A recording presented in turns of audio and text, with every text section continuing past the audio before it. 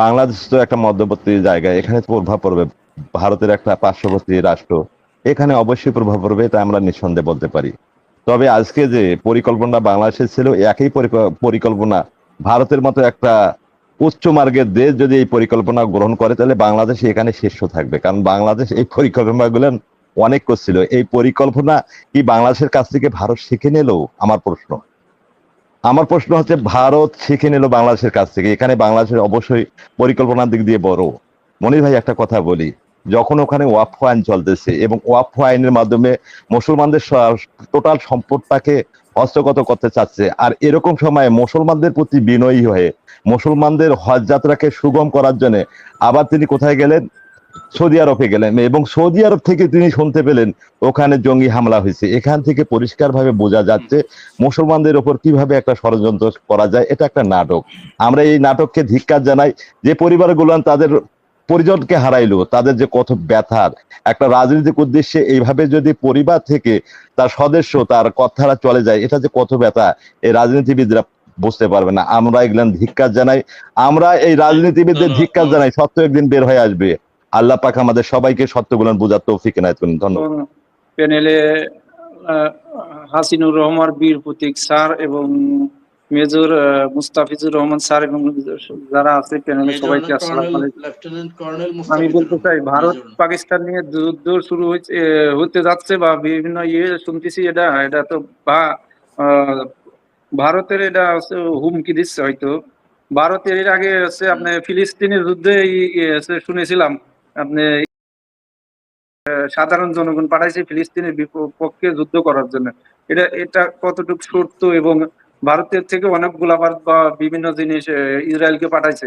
Israel যে চরিত্র ফিলিস্তিনের সাথে করেছে, এই চরিত্র এটা তো ইসরায়েলে ভারতের সৈন্যরা পাঠাইছে, সেটা যোগী আদিত্যনাথ সে সরাসরি পার্লামেন্টে দাঁড়িয়েই বলেছেন। তো সত্য মিথ্যা যাচাই করার তো প্রয়োজন নেই। যোগী আদিত্যনাথ বলেছেন ৫৬০০ ভারতের উত্তরপ্রদেশ থেকে তারা ওইখানে গিয়েছে ইসরায়েলে। এটা সত্য, এটা সত্য। তাদের প্রত্যেকে ১.৫ লক্ষ টাকা করে মাসে ভাতা দিচ্ছে ইসরায়েল। এটা নিউজ সত্য। সত্যমিথ্যা যাচাই আছে কি? ভারত চাচ্ছে ইসরায়েলের মতন ভারতের মুসলমান বা বিভিন্ন মুসলমানদেরকে ইসরায়েলে আমাদের গোয়েন্দা সংস্থা আছে না, ওদের কাছ থেকে লোক ট্রেনিং নিয়ে ওরা ওই ভারতের মুসলমান বা বাংলাদেশের বা পাকিস্তানের মুসলমানদের উপর তারা নির্যাতন চালিয়ে বিভিন্ন হচ্ছে আক্রমণ চালিয়ে তারা মুসলমানদের উপরে আর কি এই ধরনের অপপ্রচার করতেছে আর কি।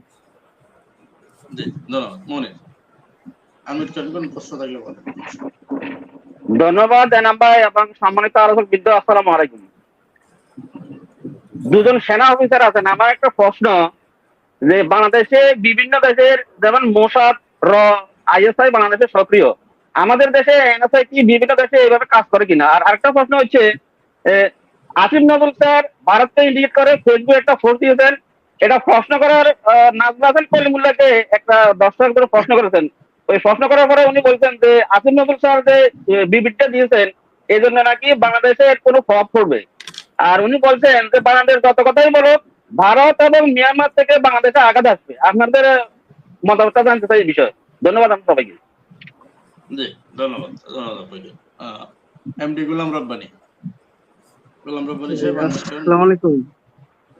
জি ভাই, আমার কথা শোনা যাচ্ছে?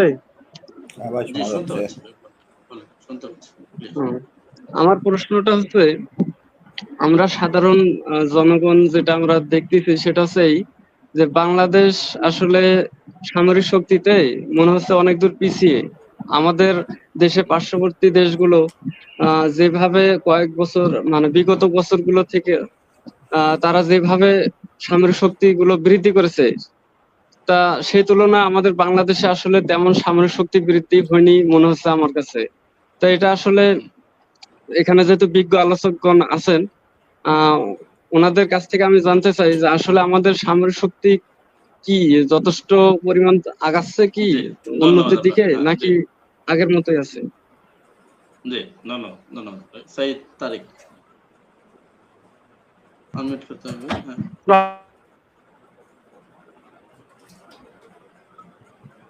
জি বলেন, আমি মিউট করে দিচ্ছি আবার। তারিক সাহেব মিউট করে দিয়েছেন, আনমিউট করেন। হ্যালো, হ্যাঁ, আসসালামু এখন আলাইকুম। বলেন, এখন বলেন। ওয়ালাইকুম সালাম। আমি বলেন। আমি সৈয়দ তরিকুল ইসলাম।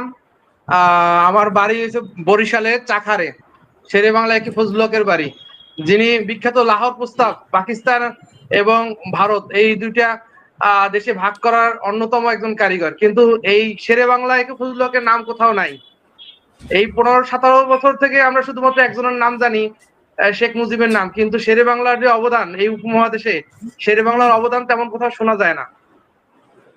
আর বর্তমানে যে অবস্থা চলতেছে ভারত এবং পাকিস্তানের মধ্যে, আমাদের হাদিসে আছে গাজওয়ায়ে হিন্দের যুদ্ধের কথা, এটা আমরা মনে প্রাণে বিশ্বাস করি এবং এটা হবেই।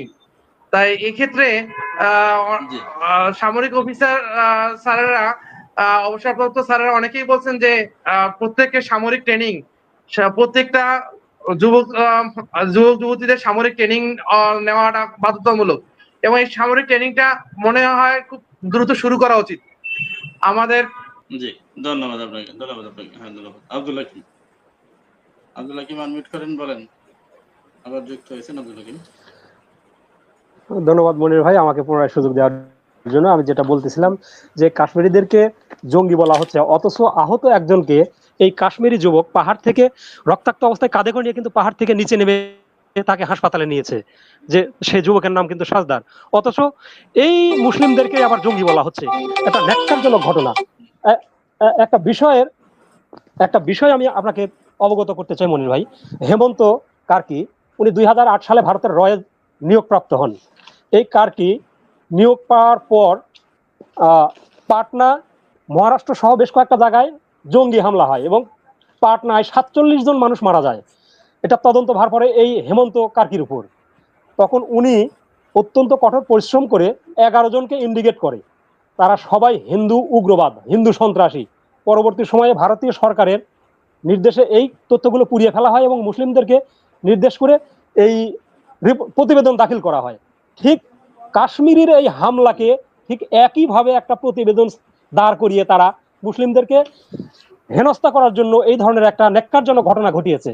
কারণ দেখেন, ওয়াকফ আইন সংশোধন স্থগিত করা হয়েছে। দেখেন, এই ওয়াকফে যারা মসজিদ, মাদ্রাসা এবং কবরস্থানের জমির দলিল চেয়েছে, 700-800 বছর আগে এই সমস্ত প্রতিষ্ঠান স্থাপিত হয়েছে, আর সেই সময় জমিদারি প্রথা আমল আনুপাতিক হারে এগুলো প্রতিষ্ঠিত হয়েছে। বর্তমান সময়ে এসে এই সমস্ত প্রতিষ্ঠানের কাগজপাতি দেওয়া সম্ভব নয়, কোনোভাবেই সম্ভব নয়। যদি হিন্দুরা তাদের মন্দিরের কাগজপাতি চাই, হিন্দুরা তাদের মন্দিরের কাগজপাতি দিতে পারবে না। অথচ তারা এই কাগজপাতিগুলোর দায় দিয়ে এই সমস্ত প্রতিষ্ঠানকে ভেঙে তারা একটা জায়গা দখল করে, যে এখানে শিব মন্দির ছিল, এখানে শিব লিঙ্গ ছিল, ইত্যাদি ইত্যাদি বলে সেখানে ভাঙচুর করে সেই জায়গাগুলো দখল করতেছে। এই বিষয়টা 3 মাসের জন্য যখন হাইকোর্ট স্থগিত করেছে, তখনই তারা কিন্তু একটা প্রক্রিয়াকে সামনে এনে আবার মুসলিম নিধনের প্রক্রিয়া চালাচ্ছে। এখন দেখেন, যদি কখনো কোনো কারণে ভারত পাকিস্তান যুদ্ধ লেগেই যায়, তাহলে বাংলাদেশ সরকারের ভূমিকা কি হবে? আমি এটা একটু বিশেষজ্ঞ যারা আছেন, সেনা কর্মকর্তারা আছেন, আমি আপনাদের কাছে জানতে চাই যে বাংলাদেশের ভূমিকাটা কি হবে, কি হওয়া উচিত বলে আপনারা মনে করেন। ধন্যবাদ মনির ভাই।